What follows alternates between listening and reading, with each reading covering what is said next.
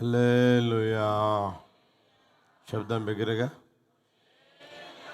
హల్లెలూయా. ప్రభు అందరిని ఆశీర్వదించునుగాక. యెహోవా దయాళుడు, యెహోవా దయాళుడు, యెహోవా దయాళుడు, యెహోవా దయాళుడు, యెహోవా దయాళుడు, యెహోవా దయాళుడు, యెహోవా దయాళుడు. ఆయన కృప నిరంతరం ఉండునుగాక. ఆయన కృప నిరంతరం చూపునుగాక. మనందరి పట్ల ఆయన కృప నిరంతరం చూపునుగాక. మన ప్రాంతం పట్ల, మన రాష్ట్రం పట్ల, మన దేశం పట్ల ఆయన కృప నిరంతరం చూపునుగాక. హల్లెలూయా.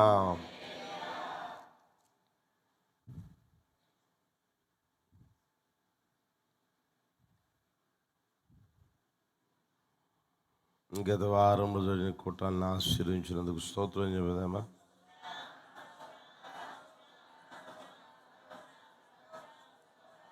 స్తోత్రం, స్తోత్రం, స్తోత్రం, స్తోత్రం. యోహాను సువార్తమానం 15వ అధ్యాయం మొదటి 5 వచనాలు అందరం కలిసి చదువుదామా? అందరు తీయండి. యోహాను సువార్తమానం 15వ అధ్యాయం మొదటి 5 వచనాలు. నేను నిజమైన ద్రాక్షావల్లిని, నా తండ్రి వ్యవసాయకుడు. నాలో ఫలింపని ప్రతి తీగను ఆయన తీసి పారవేయును. ఫలించు ప్రతి తీగ మరి ఎక్కువగా ఫలింపవలనని దానిలోని పనికిరాని తీగలను తీసివేయును. నేను మీతో చెప్పిన మాటను బట్టి మీరిప్పుడు పవిత్రులై ఉన్నారు. నా యందు నిలిచి ఉండుడి, మీ యందు నేను నిలిచి ఉందును. తీగ ద్రాక్షావల్లిలో నిలిచి ఉంటేనే కానీ తనంతట తానే ఎలాగ ఫలింపదో, అలాగే నా యందు నిలిచి ఉంటేనే కానీ మీరు ఫలింపరు. ద్రాక్షావల్లిని నేను, తీగలు మీరు. ఎవడు నా యందు నిలిచి ఉండునో, నేను ఎవని యందు నిలిచి ఉందునో వాడు బహుగా ఫలించును. నాకు వేరుగా ఉండి ఏమీయో చేయలేరు. యేసు ప్రభువారు ఈ లోకంలో సంచరించుచున్న రోజుల్లో స్వయాన యేసు ప్రభు చెప్పిన మాటలు. యేసు ప్రభు అంటున్నారు, నేను నిజమైన ద్రాక్షావల్లిని, నా తండ్రి వ్యవసాయకుడు. నేను ద్రాక్షావల్లిని, మీరు తీగలు అంటారు. మనం తీగలుగా ఉండాలని ప్రభు మనల్ని కోరుకున్నారు, మనల్ని పిలిచారు, మనల్ని ఏర్పరుచుకున్నారు. ప్రతి తీగ, ఫలించే ప్రతి తీగ ఇంకా ఎక్కువగా ఫలించేటట్లుగా అందులోని పనికిరాని తీగల్ని తీసి పడవేస్తూ ఉంటాడంట. 2వ వచనంలో చూడండి. ఫలించు ప్రతి తీగ మరీ ఎక్కువగా ఫలించినట్లుగా దానిలోని పనికిరాని తీగలు తీసివేస్తూ ఉంటాడు, శుద్ధీకరిస్తూ ఉంటాడు. ఎందుకు శుద్ధీకరిస్తున్నాం ప్రభువా అంటే, ఫలించే ప్రతి తీగ మరీ ఎక్కువగా ఫలించాలి అని దేవుని వాక్యం తెలియజేస్తూ ఉంది. ఎక్కువగా ఫలించాలనే ప్రభు కోరుకుంటా ఉన్నాడు. నేనైనా మీరైనా ఇప్పుడు ఫలించడం అందరితో ఆగిపోకుండా ఇంకా ఎక్కువగా ఫలించాలి, ఇంకా ఎక్కువగా ఆశీర్వదించబడాలి, ఇంకా ఎక్కువగా దీవించబడాలి. ప్రకటన గ్రంథంలో మనం చూడగలిగితే 22వ అధ్యాయం 11వ వచనంలో ఉంటుంది, నీతిమంతుడు ఇంకను నీతిమంతుడుగా ఉండనిమ్ము, అన్యాయము పరిశుద్ధుడు, చివరిలో చూడండి, నీతిమంతుడు ఇంకను నీతిమంతుడిగా ఉండాలి, పరిశుద్ధుడు ఇంకను పరిశుద్ధుడిగా ఉండాలి. అంటే ఆగిపోకూడదు, సాగిపోతూనే ఉండాలి. ఇంకా నీతిగా, ఇంకా యథార్థంగా, ఇంకా పరిశుద్ధంగా, ఇంకా దీవెనకరంగా, ఇంకా ఆశీర్వాదకరంగా, ఇంకా అభివృద్ధి పదములో నడిపించబడాలని దేవుడు కోరుకుంటా ఉన్నాడు. ప్రియమైన వాళ్ళరా, నిశ్చయముగా ఆ కార్యం మనందరిలో ప్రభు చేయునుగాక. ఇంకను అభివృద్ధిలోనికి ప్రభు తీసుకుని వచ్చునుగాక, ఇంకను ఆశీర్వదించునుగాక, ఇంకను దేవుడు దీవించునుగాక, ఇంకను పరిశుద్ధులంగా, ఇంకను నీతిమంతులంగా, ఇంకను ఆశీర్వాదకరంగా ప్రభు చేయునుగాక. హల్లెలూయా. ఇంకను ఎక్కువగా ఫలించాలి అని ఆశపడినప్పుడు మన వ్యక్తిగత జీవితంలో ఉండవలసిన అనుభవాలు ఇక్కడ వ్రాయబడి ఉన్నాయి. ప్రియమైన వాళ్ళరా, 15వ అధ్యాయం 4వ వచనం గమనించండి. 15వ అధ్యాయం 4వ వచనం అందరూ చదవండి. నా యందు నిలిచి ఉండండి, మీ యందు నేను నిలిచి ఉందును. తీగ ద్రాక్షావల్లిలో నిలిచి ఉంటేనే కానీ తనంతట తానే ఎలాగ ఫలింపదో, అలాగే నా యందు నిలిచి ఉంటేనే కానీ మీరు ఫలింపరు. మాకు గమనించండి, నా యందు నిలిచి ఉంటేనే కానీ మీరు ఫలించరు. అంటే ప్రియమైన వాళ్ళరా, మనం నిలిచి ఉండాలి అని కోరుకుంటా ఉన్నాడు. ఈ మొదటి వచనం నుంచి 10వ వచనం వరకు మీరు తర్వాత ఇంటికి వెళ్ళి చదవండి. ఇంచుమించుగా 10 సార్లు నిలిచి ఉండండి, నిలిచి ఉంటే అనే మాట ఉంటాయి. 10 సార్లు ఉంటుంది. అంటే మనం నిలిచి ఉండడం ఎంత ప్రాముఖ్యమో గుర్తెరగలగాలి. పడిపోయిన జీవితం కాదు, కానీ నిలిచి ఉండే జీవితాన్ని ప్రభు కోరుకుంటా ఉన్నాడు. ఎంతగా నిలిచి ఉండాలనేది ఆ ప్రాముఖ్యత ఈ వాక్యాల్లో మనకు తెలియజేస్తూ ఉంది. విశ్వాసులైన, సేవకులైన, ప్రియమైన వాళ్ళరా, నిలిచి ఉండవలసిన ఒకే ఒక చోటు ఏంటంటే నజరేయుడైన యేసయ్య. యేసయ్యలో మనం నిలిచి ఉందుముగాక. యేసయ్యలో నిలిచి ఉండేటట్లుగా ప్రభు కృప చూపునుగాక. తీగ అనేది నిలిచి ఉండాలి. చెట్టు, ఆ ద్రాక్షావల్లిలో తీగ నిలిచి ఉండాలి. ఎంతగా అయితే నిలిచి ఉంటుందో ప్రియమైన వాళ్ళరా అంతగా ఫలిస్తూనే ఉంటుంది. ఎప్పుడైతే నిలిచి ఉండే స్వభావం ఉండదో ఆ తీగ ఫలింపలేదు. అర్థమవుతుందా? నిలిచి ఉండకపోతే అది కొన్ని రోజులు పచ్చగా ఉంటుంది, తర్వాత వాడిపోతుంది, తర్వాత ఎండిపోతుంది, తర్వాత ఇరిచివేయబడి ఎవడో ఒకడు పొయ్యిలో పెట్టుకుంటా ఉంటాడు. అలాంటి పరిస్థితి కలుగుతుంది అని దేవుని వాక్యంలో మనం గమనించగలం. ప్రియమైన వాళ్ళరా, అయితే మన వ్యక్తిగత జీవితాలు 1 రోజు కాదు, 2 రోజులు కాదు, 3 రోజులు కాదు, కానీ మనం జీవితాంతం మన నాడి ఆగిపోయేంత వరకు మనం యేసయ్యలోనే నిలిచి ఉండగలగాలి. అట్టి కృపతో ప్రభు నింపునుగాక, అట్టి ఆ అభిషేకాన్ని ప్రభు కుమ్మరించునుగాక. మనం అక్కడక్కడ చూస్తూ ఉంటాం 24/7 అని. అంటే 7 రోజులు 24 గంటలు హాస్పిటల్ తెరవబడే ఉంటుంది. ఏ సమయంలో వచ్చినా మేము సిద్ధంగానే ఉంటాం అన్న ఆ అర్థం తెలియజేస్తుంది. అదేవిధంగా మన జీవితంలో మనం ఆలోచన చేసుకోగలిగితే 365/24 365 రోజులు 24 గంటలు మనం దేవుని యందు నిలిచి ఉందుముగాక, దేవుని యందు నిలిచి ఉందుముగాక. ద్రాక్షావల్లిలోని తీగ నిలబడకపోతే ప్రియమైన వాళ్ళరా ఒకసారి గమనించండి. తీగ చెట్టు, ద్రాక్ష చెట్టు ఉంది, అందులో తీగ ఉంది. ఒకవేళ దానికై అది ఇలా పీక్కొని నేను అక్కడికి పోయిస్తాను, ఇక్కడికి పోయిస్తాను అని అంటే అందులో జీవం ఉంటుందా? చెప్పండి. జీవం ఉంటుందా? జీవం ఉండదు. ఆ తర్వాత పచ్చదనం ఉంటుందా? ఉండదు. ఆ తర్వాత కొమ్మలు వేసే అనుభవం ఉంటుందా? ఉండదు. ఆ తర్వాత ఫలించే అనుభవం ఉంటుందా? ఉండదు. కొంతమంది జీవితాలు ఇలా మారిపోతూ ఉంటాయి. దానికి అర్థం ఏంటంటే కొంతమందిని చూడండి, బల్లారాధన అయినప్పుడు మాత్రం తప్పకుండా మందిరంలో కనిపిస్తారు.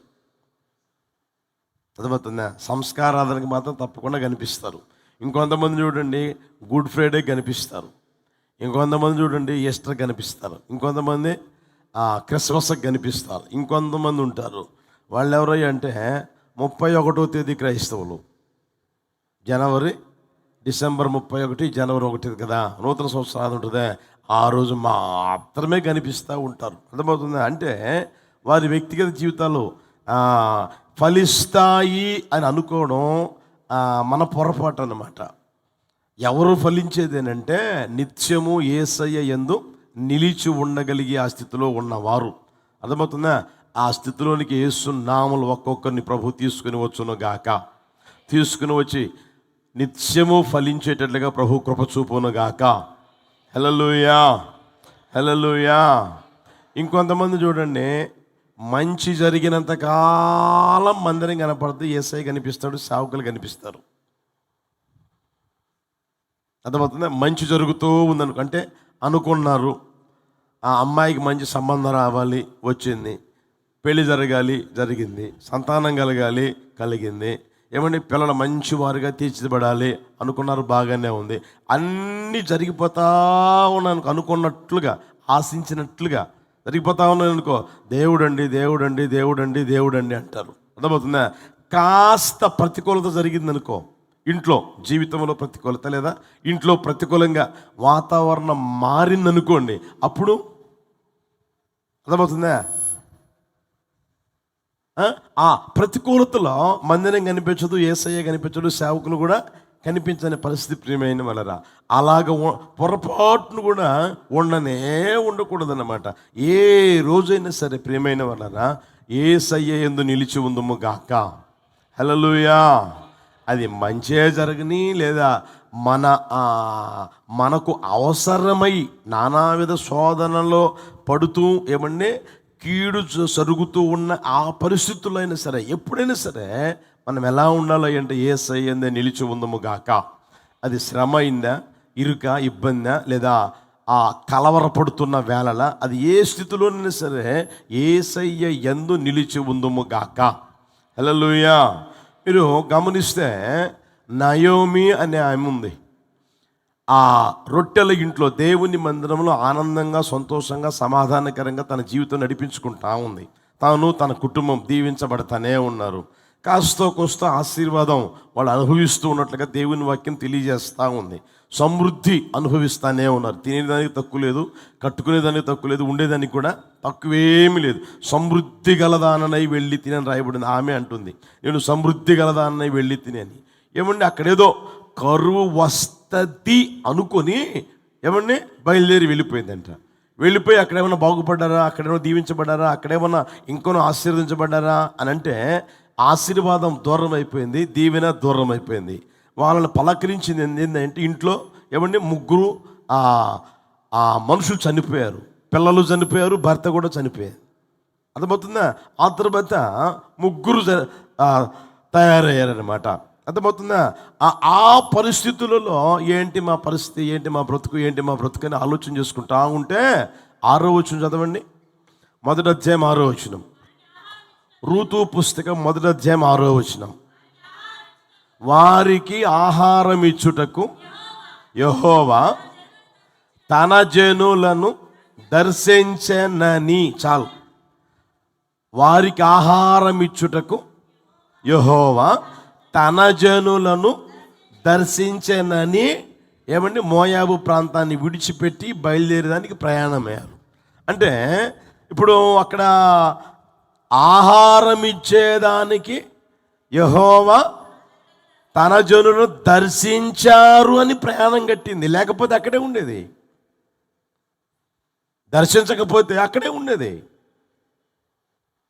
అర్థమవుతుందా? ఈ రోజున కూడా చాలామంది చూడండి, ఏదైనా కాస్త ప్రతికూలత జరిగితే ఏమండి మరలా ఐగుప్తు అంటే పాపంలోకి పోవడం, లేదా రోత బ్రతుకులోనికి వెళ్ళిపోవడం, లేదా ఏమంటే ముందు జీవించిన జీవితం ఉంటుందా, ఆ జీవితంలోకి వెళ్ళిపోవడం మనం గమనించగలుగుతానే ఉన్నాం. వాడేంట్రా మొన్నదాకా మందిరానికి వచ్చారు కదా, మొన్నదాకా ఆరాధన అని పాట పాడారు, ఎగిరారు, తర్వాత సప్పలు కొట్టారు, తర్వాత చేతులు ఎత్తి ఆరాధన చేశారు, ఇప్పుడేంట్రా తాగుబోతులకు మారిపోయాడంటే కాస్త పరిస్థితులు తలకిందులుగా మారిపోయాయన్న. యేసయ్యలో నిలిచిన అనుభవం లేదన్నమాట. అర్థమవుతుందా? అయితే ప్రియమైన వాళ్ళరా, మన వ్యక్తిగత జీవితంలో అది ఏ రోజు అనేది కాదు, ఏ సమస్య అనేది కాదు, ఏ ఇరుకు అనేది కాదు, ఏ బాధ అనేది కాదు, అది ఎలాంటిదైనా సరే యేసయ్య యందు నిలిచి ఉందుముగాక. హల్లెలూయా. ఇప్పుడు చూడండి, మార్గము అన్న తరువాత ఎత్తు ఉంటుంది, పల్లము ఉంటుంది, ఎక్కాల్సిన స్థితి ఉంటుంది, దిగాల్సిన స్థితి ఉంటుంది, మలుపులు తిరగాల్సిన స్థితి కూడా ఉంటుంది. ప్రియమైన అన్నారా, ఎప్పుడు ఎక్కేదే కాదు, ఎప్పుడు దిగేదే కాదు, ఎప్పుడు మలుపులు తిరిగేదే కాదు. కొంచెంసేపు మలుపులు ఉంటాయి, కొంచెంసేపు ఎత్తులు వస్తాయి, కొంచెంసేపు తగ్గులు వస్తూనే ఉంటాయి. ప్రేమ జీవితం అనేది అదే అనమాట. అర్థమవుతుందా? ఏ మార్గములో ప్రభువు నిన్ను నడిపిస్తున్నా, మనల్ని నడిపిస్తున్నా, నడవడం మన వంతుగా మార్చబడి ప్రియమైన వాళ్ళ నడిపించబడుతూ ఉంటే ఎప్పుడు చీకటే ఉంటుందా? ఉంటుందా? చెప్పలేమండి. చీకటి ఉంటుందా? చీకటి ఎప్పుడు ఉండనే ఉండదు. చీకటి పోతుంది, పగలు వస్తుంది, పగలు పోతుంది, చీకటి వస్తుంది. చీకటి పోవాలి, పగలు రావాలి, పగలు పోవాలి, చీకటి రావాలి, తప్పదు. అదేవిధంగా జీవితంలో ప్రియమైన వలన మనం దేవుడు నడిపిస్తున్న మార్గాలు నడిపించబడుతూనే ఉంటే చీకటి చీకటిగానే ఉండదు, పగలు పగలుగానే ఉండదు. మారి మారి మారి మారి వస్తూనే ఉంటాయి. అది చీకటైనా సరే, వెలుగైనా సరే, పగలైనా సరే, నువ్వు యేసయ్య యందు నిలిచి ఉందువుగాక, యేసయ్య యందు నిలిచి ఉందువుగాక. హల్లెలూయా. మీరు చూడండి, లేయాని యాకోబు ఎంతగా ద్వేషిస్తూ ఉన్నాడు. మీరు చూస్తారా? చూడండి, 29వ అధ్యాయం 31వ వచనం చూడండి. ఆదికాండం 21:39. లేయా ద్వేషింపబడి ఉండుట యెహోవా చూచి ఆమె గర్భము తెరిచెను, రాహేలు గొడ్రాలై ఉండెను. లేయా గర్భవతి అయి కుమారుని కని, యెహోవా నా శ్రమను చూచి ఉన్నాడు గనుక నా పెనిమిటి నన్ను, అంటే అర్థం ఏంటి? పెనిమిటి ప్రేమించడం లేదు. ఏమండి? పెనిమిటి ఉన్నాడు కానీ సంతోషం లేదు, పెనిమిటి ఉన్నాడు కానీ ఆనందం లేదు, పెనిమిటి ఉన్నాడు కానీ సమాధానం అనేది లేనే లేదు. ఆమె అంటుంది, ఇంకా నన్ను ప్రేమిస్తాడు, నా పెనిమిటి నన్ను ప్రేమించును కదా, ప్రేమించును కదా, ప్రేమించును కదా అని అనుకుంటానే ఉంది. ప్రియమైన వాడు ఏది ద్వేషిస్తూ ఉంటాడు, ప్రక్క ద్వేషిస్తూనే ఉన్నాడు. ఓ ప్రక్క ఆమెను ద్వేషిస్తాను. ఇంకా మీరు చూడండి 34 గమనించండి.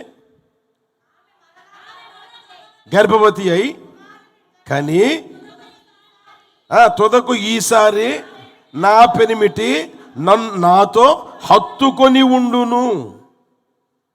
ఆయన ఎక్కడికి పోడు, ఇక మీదట ఎక్కడికి పోయి ఇల్లు విడిచిపోడు, నా దగ్గరే ఉంటాడు, నాతోనే ఉంటాడు, ఇక నన్ను విడిచిపెట్టి పోడు అని ఈమె అనుకుంటానే ఉంది. ఆయనేమో ద్వేషిస్తానే ఉన్నాడు. మీరు 30వ అధ్యాయం 20వ వచనం చూడండి. 30వ అధ్యాయం 20వ వచనం. దేవుడు మంచి బహుమతి నాకు దయచేసెను, నా పెనిమిటికి 6 కుమారులను కని ఉన్నాను కనుక అతడికను నాతో కాపురము చేయును అనుకొని. ఒకసారి ఆలోచన చేయండి. పిల్లలను అయితే కంటానే ఉన్నారు కానీ ఆమె బాధ గమనించండి, ఆమె వేదన చూడండి, ఆమెలో ఉన్న అసమాధానం గమనించండి. ప్రియమైన వాళ్ళారా, అయినా అంత ద్వేషిస్తూ ఉన్నా ఈమెమో నా పెనిమిటి నన్ను ఇంకా ప్రేమిస్తాడు కదా, నా పెనిమిటి ఇంకా నన్ను హత్తుకొని ఉంటాడు కదా, నా పెనిమిటి నాతోనే కాపురం చేస్తాడు కదా అని అనుకుంటానే ఉంది. కానీ ఏమండి, భర్తని విడిచిపెట్టి వెళ్ళిపోయిందా? వెళ్ళిపోయిందా? భర్తని విడిచిపెట్టి ఏమాత్రం ఆమె ఇంట్లోంచి బయటకు కూడా పోలా. ప్రియమైన వాళ్ళారా, ఎంతగా భర్తతోనే నడిపించబడతా ఉంది గమనించండి. అది వేదనైనా సరే, బాధ అయినా సరే, కుమిలిపోతున్న పరిస్థితులైనా సరే, నెమ్మది లేని పరిస్థితులైనా సరే, భర్త ద్వేషిస్తున్నా, భర్త ఏమండి నోటికొచ్చేట్టుగా మాట్లాడే వ్యక్తి అయినా సరే ఏమాత్రం దూరమైపోవడంలే, భర్తకు దూరమైపోవడంలే. ఆమె దగ్గర అవుతూ ఉన్నా ఈ మనిషి దూరం అయిపోతానే ఉన్నాడు. అయినా సరే ఆమె అక్కడే నిలవబడింది, ఆ ఇంట్లోనే ఉంది, ఆ ప్రాంతంలో ఉంది, కానీ విడిచిపెట్టి పొరపాటు కూడా పోల. ప్రియమైన అన్నారా, ఈ రోజున మన వ్యక్తిగత జీవితం ఎలా ఉండాలి అంటే, మనకు ఎన్ని సమస్యలైనా రాని, ఎన్ని బాధలైనా రాని, ఎన్ని ఇరుకలైనా రాని, ఎన్ని ఇబ్బందులైనా రాని, నీవు అనుకున్నట్లుగా జరిగినా, నువ్వు అనుకున్నట్లుగా జరగకపోయినా నువ్వు యేసయ్యలో నిలిచి ఉందువుగాక. హల్లెలూయా, హల్లెలూయా, హల్లెలూయా. ఈ రోజున ఇలాంటి సందర్భాలు ఒకవేళ కుటుంబంలో జరిగాయి అనుకోండి, ఇంట్లో ఉండగలుగుతున్నారా? భర్త ద్వేషించాడు, భర్త నోటికొచ్చినట్టుగా మాట్లాడుతున్నాడు, లేకపోతే అనరాని మాటలు మాట్లాడాడు, అనకూడని మాటలు మాట్లాడాడు, ఏమండి ఏమాత్రం అక్కడ ఉండగలుగుతున్నారా? అర్థమవుతుందా? ఏం చేస్తున్నారు? డైవర్స్కి అప్లై చేస్తున్నామన్నా, ఇక వల్ల కాదన్నా, ఒక ఉండలేమన్నా, కష్టమన్నా,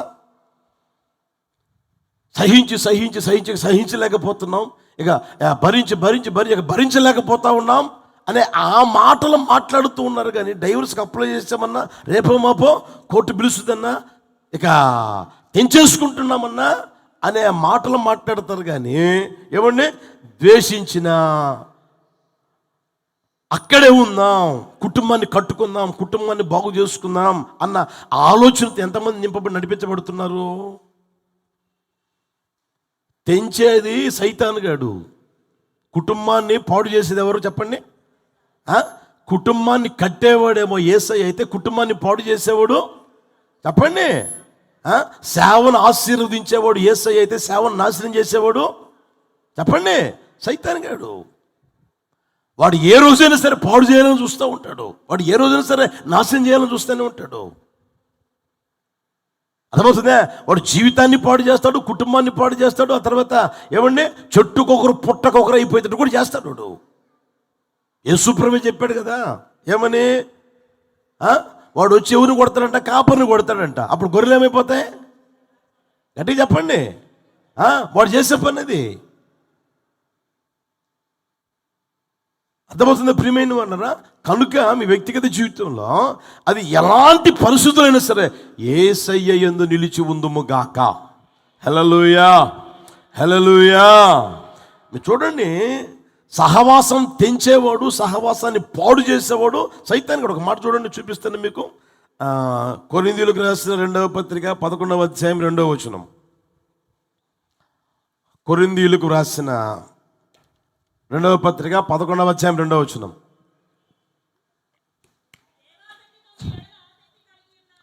దేవాసక్తితో మీ ఎడల ఆసక్తి కలిగి ఉన్నాను, ఎందుకనగా పవిత్రురాలైన కన్యకగా ఒక్కడే పురుషునికి అనగా క్రీస్తుకు సమర్పింపవలని మిమ్మును ప్రదానము చేసి తిని గాని, సర్పము తన కుయుక్తి చేత హవ్వను మోసపరిచినట్లు మీ మనసులను చెరుపబడి క్రీస్తు ఎడలున్న సరళత నుండి పవిత్రత నుండి ఎట్లైనా తొలగిపోవునేమో అని.